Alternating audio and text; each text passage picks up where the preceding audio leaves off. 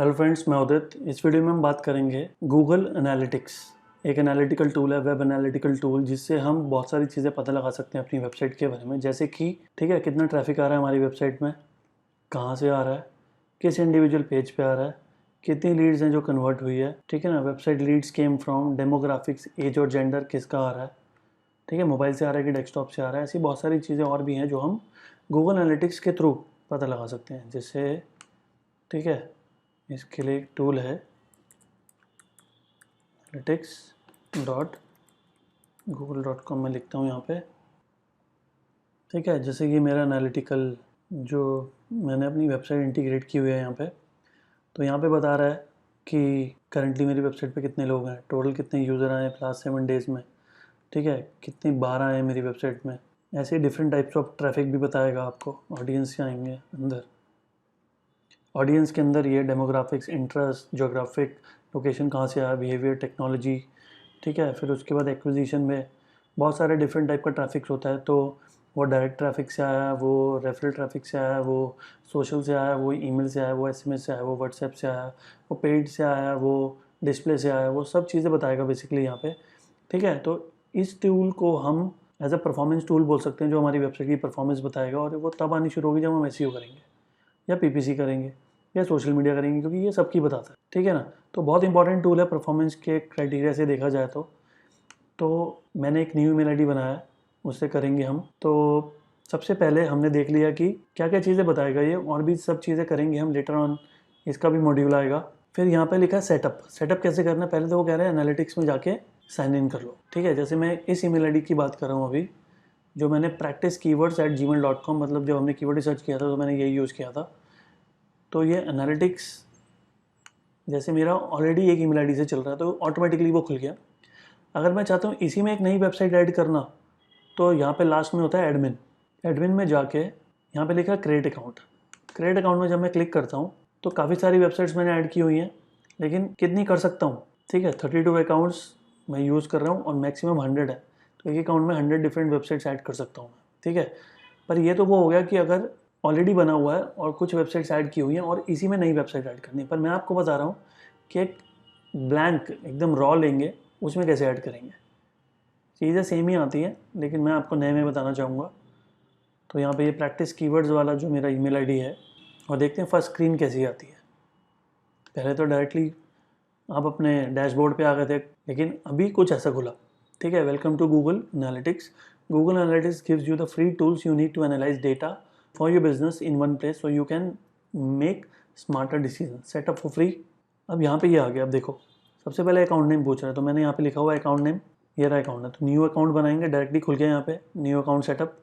तो account name जैसे मैं अभी जो वेबसाइट में यूज़ करूँगा, जिसके लिए मैं एनालिटिक्स का कोड जनरेट करूँगा, फिर वेबसाइट में आपको डाल के दिखाऊंगा, तो वो वेबसाइट है एक्सेल एडमिशन। तो इसी को मैं कॉपी कर लेता हूँ और यहाँ पे लिख देता हूँ। पूरा डोमेन तो नहीं लिखना, सिर्फ नाम लिखना है, तो ऐसे लिख सकते हैं। फिर उसके बाद थोड़ा सा नीचे आते हैं, नेक्स्ट करेंगे यहाँ पे। फिर हमें ये जो कोड है, जो हमने ट्रैकिंग करनी है, ये वेबसाइट की करनी है कि ऐप की करनी है, ये दोनों की करनी है। ठीक है, तो अभी तो बेसिकली हमने वेबसाइट की करनी है, तो ज़्यादातर लोग वेबसाइट का ही लेते हैं। फिर वेबसाइट का नाम, तो अगेन वही चीज़ करेंगे, स्पेस नहीं देंगे इस बार, सिर्फ एक्सेल एडमिशन लिख देते हैं। यूआरएल के अंदर फिर पूरा यूआरएल आएगा। ठीक है, HTTP आप देख रहे हो लेफ्ट साइड में आ रहा है, HTTP HTTPS, तो जो भी आपने लिया हुआ है वो आएगा। तो ये अभी HTTP है, नॉट सिक्योर लिखा है, मतलब HTTP। सिक्योर होता तो वो लॉक का साइन बना हुआ था, जैसे आप यहाँ देख रहे हो आ रहा है। तो ये अगर मैं डालूंगा ऐसी कोई साइट तो HTTPS लूँगा, अदरवाइज HTTP लेंगे।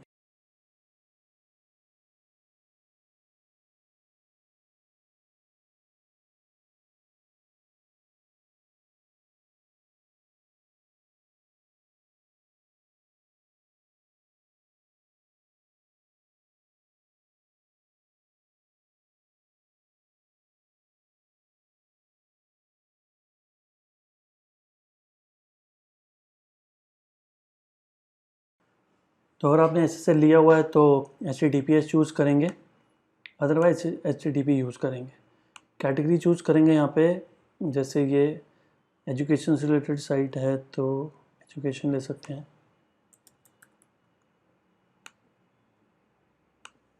Okay, required for companies doing business in European economic area, ठीक है, ये लेंगे, ठीक है। तो सिर्फ इससे नहीं हो रहा तो ये भी लेना पड़ेगा, यहाँ पे एक्सेप्ट करेंगे।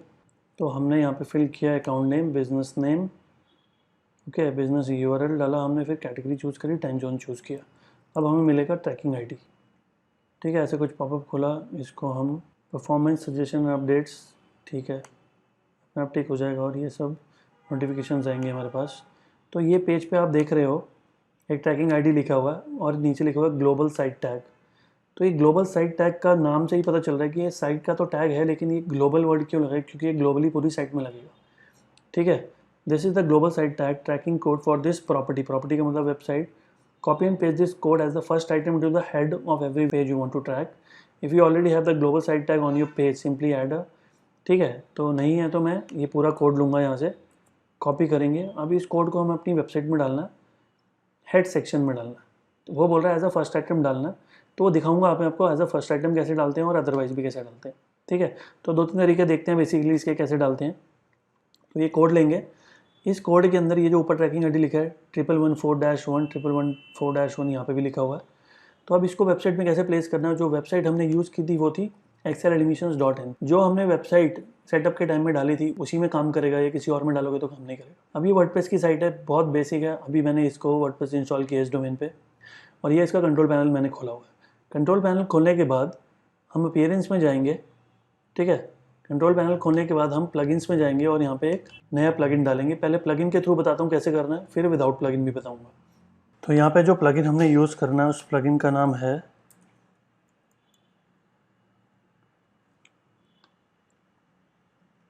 हेडर एंड फुटर स्क्रिप्ट्स, ठीक है। 1 लाख प्लस एक्टिव इंस्टॉलेशंस हैं, तो इसको हम इंस्टॉल कर लेंगे। इसके जगह पे आप ये वाला भी डाल सकते हैं, इंसर्ट हेडर एंड फुटर भी डाल सकते हैं, ठीक है। इसके 1+ मिलियन है, मिलियन मीन्स 10 lakhs, इसके 30,000 है, तो ये भी अच्छा है। और ये वाला भी, ये भी एक ऑब्जेक्टिव से डाला, आगे जाके बताऊँगा आपको। तो इंस्टॉल हो गया, अब इसको एक्टिवेट कर लेते हैं। नॉर्मली 1 2 3 4 5 6 7 8 9, ठीक है। तो ये 9 चीज़ें बेसिकली यहाँ आ रही है, लेकिन ये जो मैंने प्लगइन डाला है या तो ये लेफ्ट साइड में रिफ्लेक्ट करता है यहाँ पे, या तो फिर ये सेटिंग में आता है। तो सेटिंग में जाके मैंने देखा तो हेडर एंड फुटर स्क्रिप्ट्स यहाँ पे आ रहा है, ठीक है। तो इस पर चलेंगे। तो यहाँ पे आप देख रहे हो 2 बॉक्स आ रहे हैं। अब स्टैटिक वेबसाइट होती तो पूरा HTML हमारे सामने ही होता है, हेड भी है बॉडी भी है, तो कहीं भी आप बोलोगे तो डल जाएगा आराम से।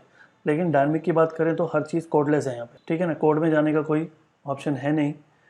तो यहाँ पे जो भी हम काम करते हैं कन्वीनियंस के लिए हम प्लगइन से करते हैं, ठीक है। अब यहाँ पे प्लगइन क्या है, ये जो मैंने प्लगइन डाला है अभी 2 बॉक्सेस हैं। ऊपर वाले जो बॉक्स में डालोगे कंटेंट वो हेड सेक्शन में चला जाएगा, नीचे वाला जो डालोगे वो बॉडी में चला जाएगा। तो अभी हमने देखा कि एनालिटिक्स हमें कह रहा है कि ये हेड में डालना है आपने। तो हेड में डालने के लिए वो जो कोड मैंने कॉपी किया हुआ है वो मैंने पेस्ट कर दिया यहाँ हेड वाले सेक्शन में। एक चीज़ दिखा दूँ आपको, जैसे मैं पेज रिफ़्रेश कर रहा हूँ अभी, रिफ़्रेश करके जब मैं सोर्स कोड में जाऊँगा इसके कंट्रोल U करके, और अगर मैं कंट्रोल F करूँगा तो 1114-1 00 आ रहा है अभी, क्योंकि वो कोड अभी प्लेस नहीं हुआ है। लेकिन जब मैं इसको सेव सेटिंग कर लूँगा यहाँ पे और फिर इस पेज को आके फिर से रिफ़्रेश करूँगा और फिर से इसके सोर्स कोड में जाएंगे और फिर कंट्रोल F करेंगे, तो आप देख रहे हो कि 1114-1 जो है वो जो स्क्रिप्ट है एक्चुअली में पूरी ग्लोबल साइट टैग जिसको बोलते हैं, जो मैंने पूरा कॉपी किया था और पेस्ट किया था यहाँ से लेकर यहाँ तक, तो एग्जैक्टली आप देख रहे हो कि वो पेज में है। तो कैसे आई पेज में, कौन सा प्लगइन यूज़ किया, हेडर एंड फुटर, टॉप वाले बॉक्स में इसको कॉपी पेस्ट कर दिया, तो ग्लोबली पूरी साइट में ऐड हो गया। तो यहाँ पे जो भी डालोगे वो ग्लोबली ऐड होगा, पर्टिकुलर पेज तो पूछ ही नहीं रही है, ठीक है ना। तो ग्लोबली पूरी साइट में ऐड हो गया।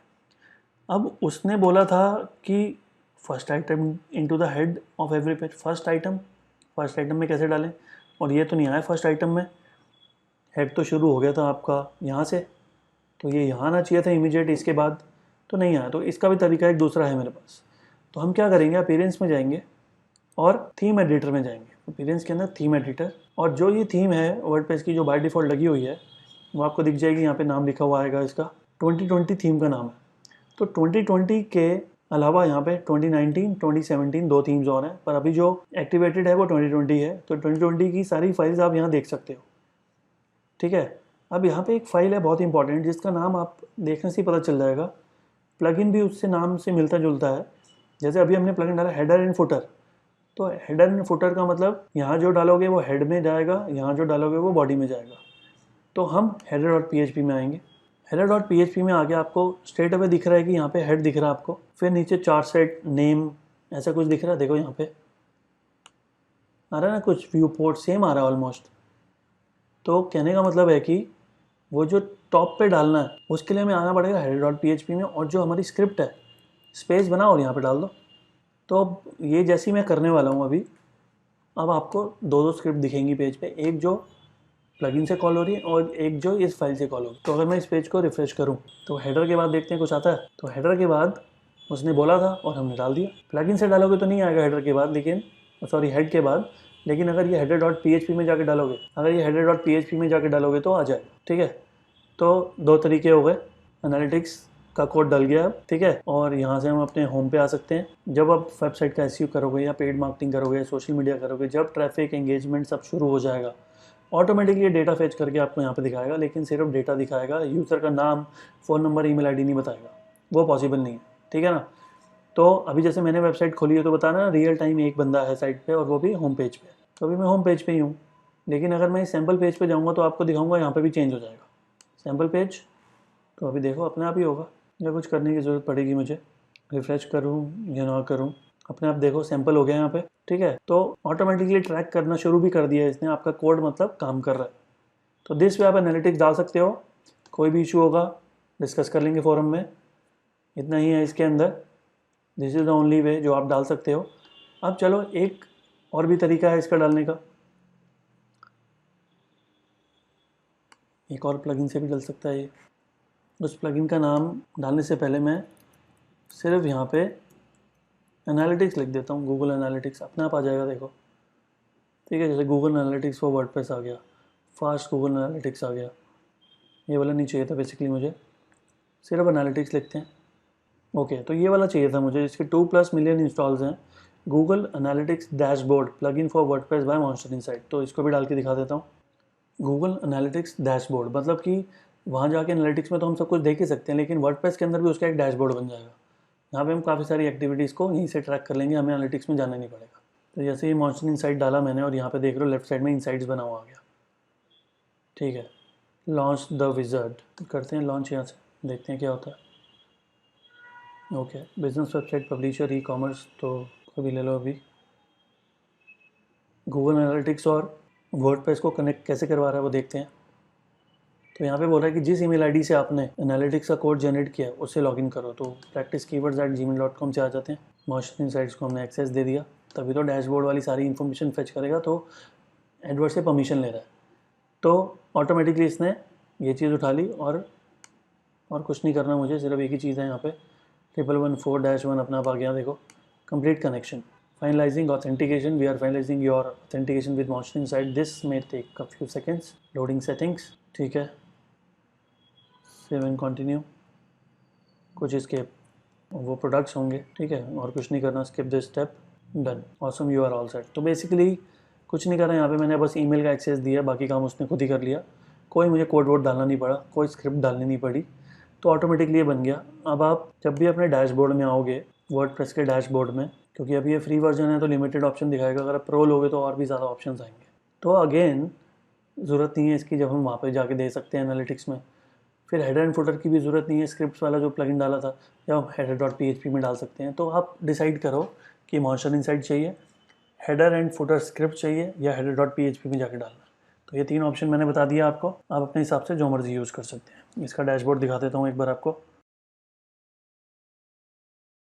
ठीक है, कुछ इशू आ रहा है,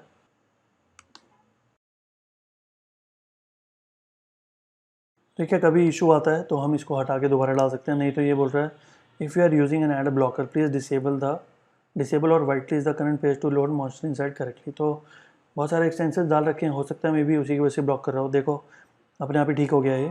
तो यहाँ पे अभी कोई सेशन, कोई पेज व्यू, कोई ड्यूरेशन, कोई बाउंस रेट कुछ नहीं बता रहा, लेकिन काफ़ी सारी चीज़ें बताएगा। तो इसलिए इसको बोलते हैं मॉन्स्टर इनसाइट डैशबोर्ड प्लगइन। ठीक है, तो डैशबोर्ड में यहाँ पे आ गया, सारी चीज़ें बता। तो इतना ही करते हैं इस वीडियो में, कंटिन्यू करते हैं नेक्स्ट वीडियो में। Thanks for watching, thanks. है।